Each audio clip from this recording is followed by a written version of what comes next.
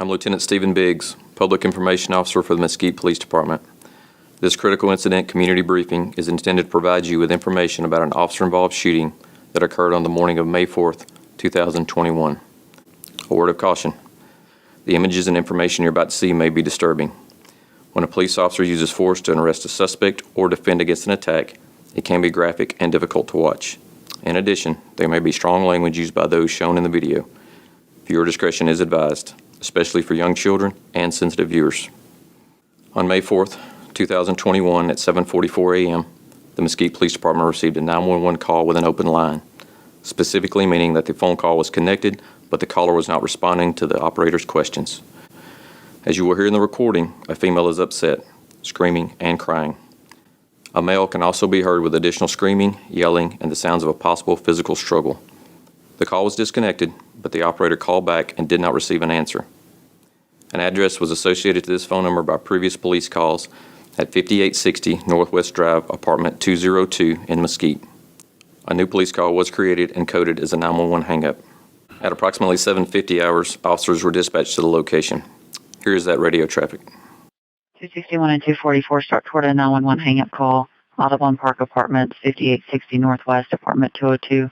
Started out as an open line. The call takers could hear a female screaming and crying and saying, "Please don't hit me." There was a male in the background that was yelling at her. The last disturbance shows suspect as an Ashton Pink. He's a black male born in 93. He has Region 99 Garland and DPD and shows to be a gang member. 222, we've tried calling back a few times. There's no answer. We've left him a message. 214 and 244, the last prior call to location does show Ashton Pink to be a mental patient. He's bipolar, schizophrenic, and has depression. At approximately 7:59 hours, the first officer arrives on scene and knocks on the door of the apartment. We see at this point the suspect answer the door. That suspect was later identified as 27-year-old Ashton Pink. Officer 1 advised Mr. Pink that she was there to inquire about a disturbance. As you will see in the video, Mr. Pink was calm but not cooperative. The door was quickly closed by Mr. Pink when Officer 1 received confirmation that a female victim was inside the apartment and in distress.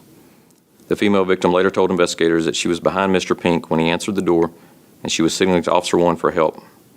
Officer 1 continued to knock on the front door and called out to Mr. Pink. Eventually, the door opened and the female victim exited with a young child.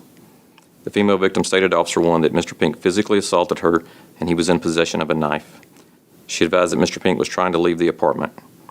Officer 2 arrived at 8:01 hours, about the same time as Mr. Pink climbed out of a second-floor window and then dropped to the ground.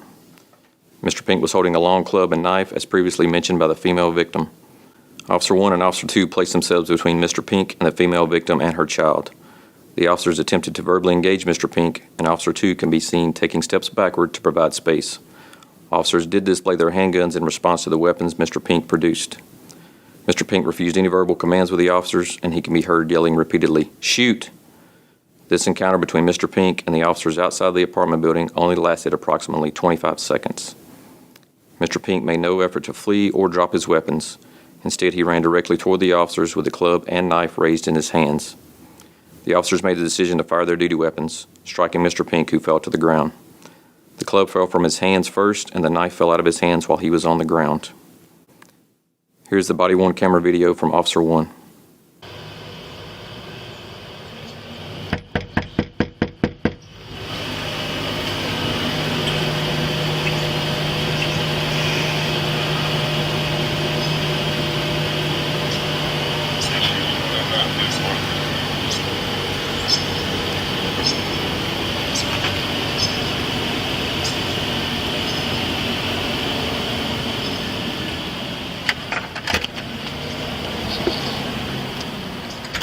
Hello. Hello. Good morning. Good morning.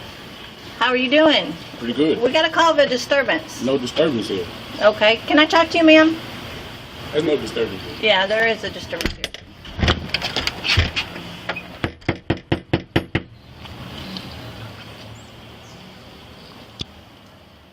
You can open the door. We're going to come in.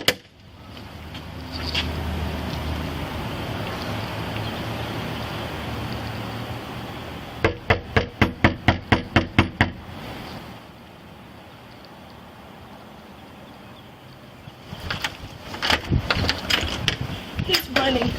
Okay. Which way did he go? He ran out the back of that. 244. Out that window. Subject just went upstairs, climbed on the balcony. He just hit me. Okay. Hang on just a second. What's he got in his hand? Does he have a weapon? I'm sorry? A knife. Okay, go ahead and come over here, ma'am. Ma'am, don't go back in your apartment.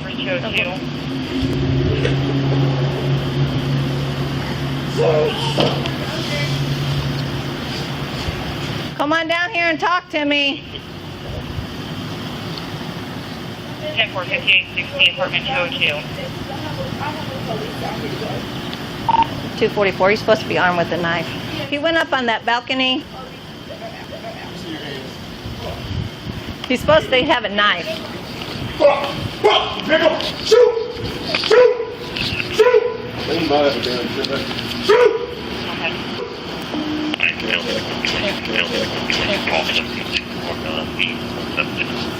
Don't do it. Don't do it!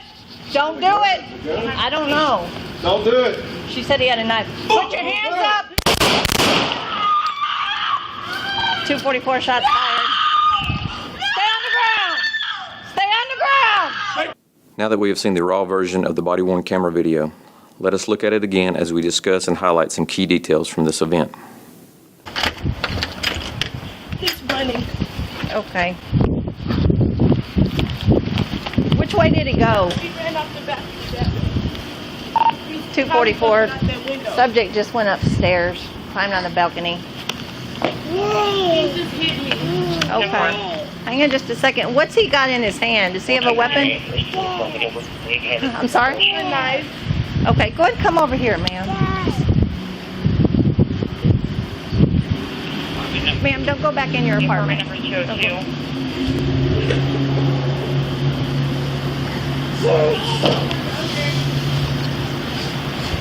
Come on down here and talk to me. 10-4-58-60, apartment 202. 244, he's supposed to be armed with a knife. He went up on that balcony.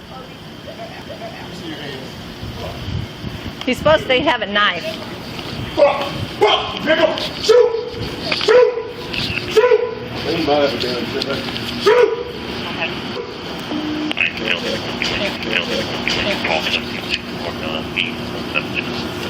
Don't do it. Don't do it! Don't do it! I don't know. Don't do it. She said he had a knife. We see Mr. Pink come around the corner and charge at officers with his arm raised in an aggressive manner. In his hand is both a knife and the club. As Mr. Pink is struck, we see the club fall to the ground. We can also briefly see the knife in his right hand. Mr. Pink falls to the ground as continually given verbal commands by the officers. As Mr. Pink rolls over, we see the knife fall from his right hand onto the ground. Mesquite police officers attempted CPR and other life-saving measures. A Mesquite Fire Department ambulance was dispatched at 8:03 hours. The ambulance arrived at 8:07 hours and left the scene with Mr. Pink for Baylor Hospital in Dallas at 8:16 hours, where he was later pronounced deceased. This tragic incident, from the time that Mr. Pink was contacted at the front door until the time the two Mesquite police officers had to use deadly force to stop Mr. Pink's assault with two deadly weapons, took approximately 2 minutes and 1 second. The female victim had visible injuries and was evaluated by paramedics with the Mesquite Fire Department. She declined to be transported to a hospital for further treatment. The female victim told investigators that she called 911 because Mr. Pink physically assaulted her because he was upset about a financial situation. Physical evidence supported the victim's allegations of assault. Mr. Pink reportedly punched her in the face multiple times, applied pressure to her neck, restricting her breathing, and threatened her with a knife. The victim later told investigators that when Mr. Pink closed the door on Officer 1, he made the statement, "They are going to have to kill me." The multiple assaulted criminal offenses Mr. Pink committed against the female range up to a second-degree felony. Investigators recovered the club and knife belonging to Mr. Pink at the scene.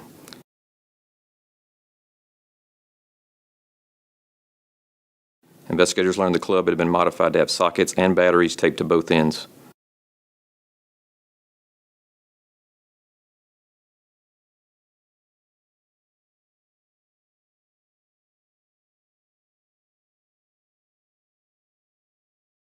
Officer 1 is a 25-year veteran of the Mesquite Police Department. Officer 1 was carrying a Glock 22 .40 caliber pistol and fired 3 rounds. Officer 2 is a 21-year veteran of the Mesquite Police Department. Officer 2 was also carrying a Glock 22 .40 caliber pistol and fired 2 rounds. The Mesquite Police Department will continue to investigate and analyze this incident. We will continue interviewing witnesses that may come forward and complete any forensic test. After the investigation is complete, the investigation will be referred to the Dallas County District Attorney's Office for review. The Internal Affairs Unit will also conduct an investigation and evaluate the evidence to determine whether the officer's actions and use of deadly force in this instance follow departmental policy and procedures. Thank you for taking the time to view this critical incident community briefing.